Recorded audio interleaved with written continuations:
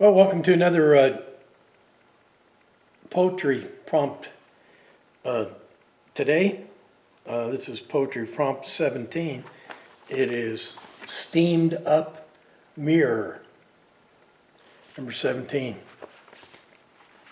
When I was a kid, we moved from Yuma, Arizona back to Indiana to take over a little farm that my grandfather had.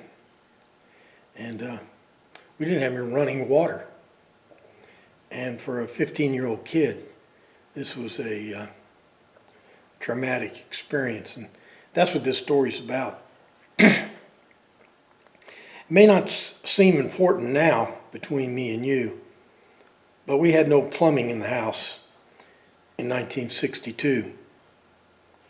We had moved from Yuma to Indiana to try our luck at Grandpa's land.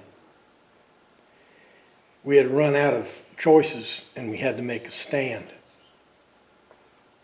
5 big rooms and a staircase that led to the second floor. And those second-story bedrooms didn't come with doors. I didn't care about the doors or the total lack of heat or the outhouse in the field beyond on a path 200 feet. What I really cared about was the shower that was missing.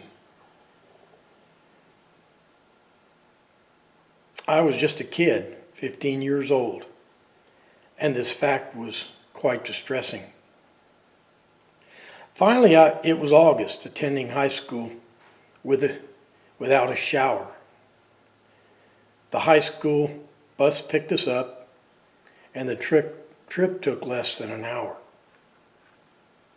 It was during third period that I saw it,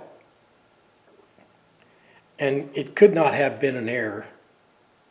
It was physical education, and I saw that steamed up mirror. This is the side of the question that offered a solution. And as long as I lived on the farm, missing PE was not an option.